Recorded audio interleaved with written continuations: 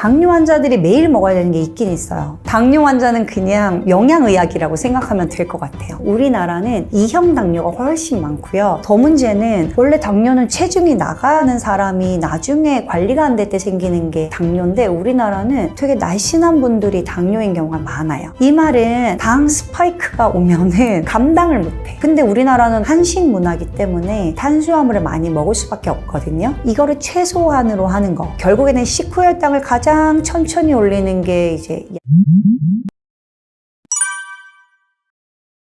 당뇨 환자는 과일을 먹어야죠. 과일을 안 먹으면 큰일이 납니다. 과일을 먹어야 되는데 문제는 이게 옛날 과일이랑 지금 과일이 너무 달라요. 지금은 그냥 샤인머스킷 여러분 드셔보셨죠? 너무 달아요. 그러니까 이게 양이 충분히 적어야 돼요. 그래서 당뇨가 내가 이미 생겼다 그러면은 과일에서 얻는 항산화, 비타민, 미네랄 이런 거는 충분히 얻어야 되니까 종이컵으로 치면 한 컵 정도 되는 양을 먹는다. 과일로 이거를 배를 채우시면 안 돼요. 갈아 먹으면 절대 안 된다. 그리고 통조림은 아니다. 말린 과일도 아니다. 신선한 과일을 껍질 채로, 사실 많은 항산화 물질은 색깔에서 오는 거거든요. 그래서 껍질을 잘 드시는 게 좋은 비타민과 미네랄을 얻는 방법이에요. 이미 당뇨가 있는 분들은 가장 만만한 게 딱딱한 과일이어서 사과랑 베리류예요. 블루베리, 딸기 이런 것들을 종이컵 하나에 들어오는 정도가 한 번에 먹을 수 있는 양이다. 이렇게 기억하시면 되고요. 내가 당뇨는 없다. 그러나 이제 좀 건강하게 먹고 싶다 하시면은 조금 더 드셔도 되지만 야채를 더 많이 드시는 게 훨씬 도움이 많이 됩니다. 당뇨 환자는 그냥 영양의학이라고 생각하면 될 것 같아요. 다만 예전에는 당뇨약이 좋은 게 많이 안 나왔었어요. 그러다 보니까 너무 많은 에너지를 이제 영양관리에 써야 됐었는데요. 요즘은 혁신적인 약들이 많이 나와 있고 그래서 이 기술을 이용하지 않으실 필요는 없을 것 같아요. 이제 이걸 강조드리는 이유는 여러분들이 이미 이제 좋은 기술이 있는데 이거를 안 쓰면서 열심히 하시는 거는 노력은 하는데 효과가 좀 떨어지는 거거든요. 그래서 이제 당뇨약 중에는 사람에 따라서 이제 당뇨약의 종류가 되게 많거든요. 그래서 도움이 될 만한 당뇨약을 적절히 쓰면서 영양을 적당히 관리하고 그리고 운동을 좀 하셔야 되는 거니까 이걸 골고루 할 수 있게 내 에너지를 분산하는 게 중요하고요. 그럼에도 영양 관리는 매우 중요합니다.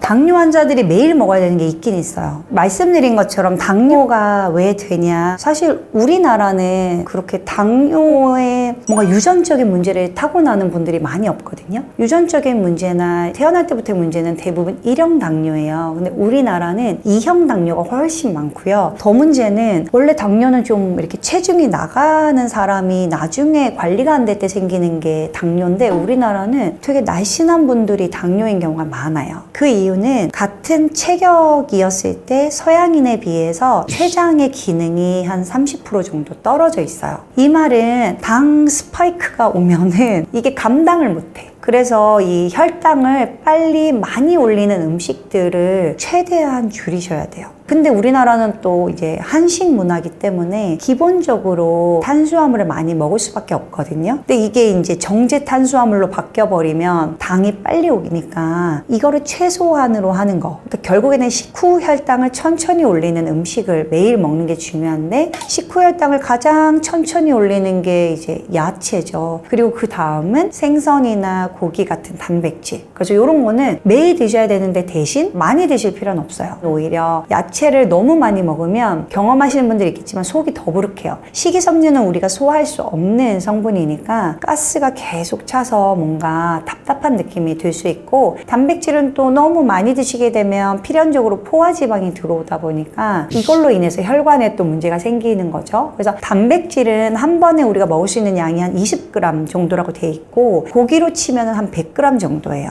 식당에 가면 1인분으로 나오는 게 이제 200g이잖아요. 그렇게 스테이크 말고 고기 반찬으로 이제 적당히 먹는 거. 그거는 매일매일 하시는 게 오히려 도움이 됩니다. 당뇨 환자가 챙겨 드시면 좋을 만한 거가 나이대별로 좀 다른데요. 너무 젊으신 40대 전후의 분인데 당뇨 환자가 됐다거나 당뇨 전 단계가 되셨다는 분들은 대부분 너무 많이 먹어서 그런 거기 때문에 뭐든 안 먹는 게 제일 좋아요. 식사량을 줄이고 다이어트를 하시는 게 어떤 영양제를 드시는 것보다 훨씬 이득이 커요. 그리고 50대 이후의 분들은 이미 많이 높아진 혈당을 복구할 수 있는 근육이 부족한 경우가 많이 있거든요. 그래서 이런 분들은 단백질을 좀 충분히 드셔야 되는데 마침 또 이런 분들은 소화력이 떨어져서 단백질을 충분히 먹기가 어렵다, 아니면 고기 같은 건 전혀 먹고 싶지가 않다 하면 단백질 보충제를 좀 활용하시는 게 도움이 될 수 있고요. 또 더 연세가 있는 분들은 당뇨약이나 고지혈증약이나 이런 걸 드시다 보면은 근육의 운동을 도와주는 에너지를 만드는 데 필요한 코엔자임 Q10이나 이런 게 좀 부족해지는 경우가 있어서 그런 거를 좀 보충해 주시는 거는 도움이 되세요. 모든 분들이 코엔자임 Q10을 강조하지만 50세 이전인 분들이 막 너무 그런 거를 챙기실 필요는 전혀 없으세요. 몸에 이미 충분히 있는 거고요. 비율에 따라 다른 거라고 생각하시면 돼요.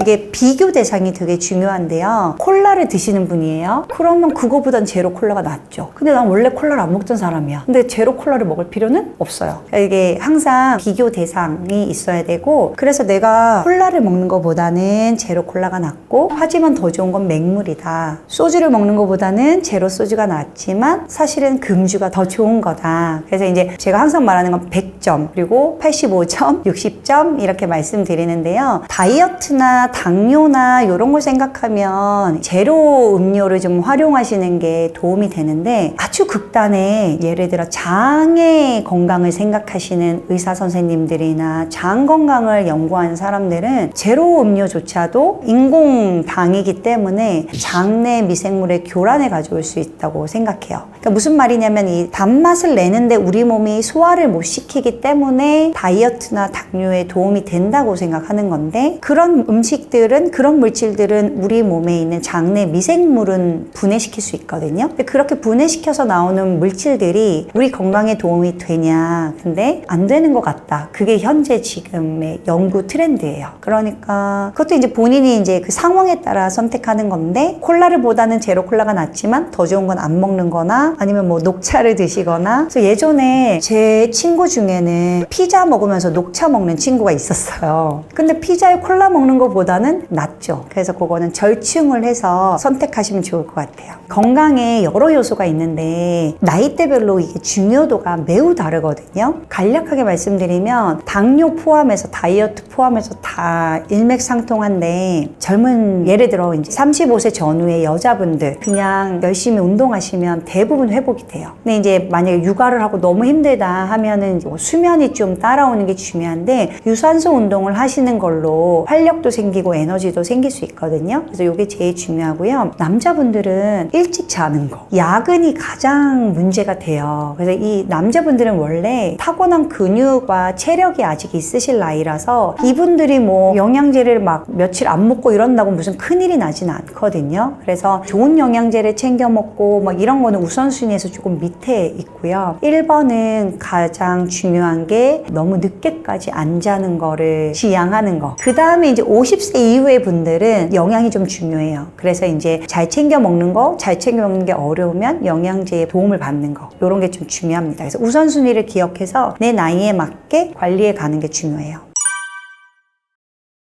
당뇨는 이제 저는 근데 영상을 많이 보시는 걸 추천드리기는 하는데, 너무 한쪽으로 된 거를 찾지 않으셔야 돼요. 이게 유튜브는 알고리즘이라는 게 있어가지고 뭐 하나로 잘했다 이런 일은 당뇨는 없어요. 근데 그런 거를 계속 보시면 그런 영상만 계속 추천이 되니까, 내가 당뇨가 이미 있거나 이런 게 걱정이 되면 병원에 오셔서 의사랑 한번 상의를 하시는 거가 매우 중요하고요. 그런데 당뇨는 사실 더 중요한 주치의는 내 자신 이기는 해요. 그래서 여러분들이 의사나 간호사나 영양사 전문가의 조언을 바탕으로 여러분들의 생활에 대해서 여러분들이 제일 많이 알고 계시잖아요. 의사는 사실 이렇게 얘기하거든요. 당뇨가 있으면 담배는 무조건 끊으셔야 되고, 술도 가능하면 안 드셔야 되고, 가공식품 드시지 않으셔야 되고, 이렇게 얘기하는데 비현실적일 때가 있어요. 예를 들어 제가 가장 인상 깊었던 거는 이제 택시 운전 하시는 분이셨는데, 이분은 이제 가족을 다 부양해야 되니까 병원에 와서 긴 시간 있으면서 검사를 하고 또 자주 와서 확인하고 이러는 자체가 그 하루를 날리게 되는 거니까 수익과 연결이 되잖아요. 그러니까 되게 비현실적인 얘기인 거예요. 그리고 또 직장생활 하시는 분이 부장님이 먹으라고 하는데 제가 당뇨가 있어서 막 이렇게 소견서를 보여줄 수는 없잖아요. 그러니까 나의 삶에 대해서 가장 잘 알고 있는 거는 나이기 때문에 내 라이프 스타일이랑 의사가 하라는 거랑 비교를 해서 가장 가장 절충안을 두고 나아가는 거. 대신 이러이런 이유로 이런 결정을 했다는 거를 전문가랑 상의를 해서 가는 게 가장 안전하실 것 같아요.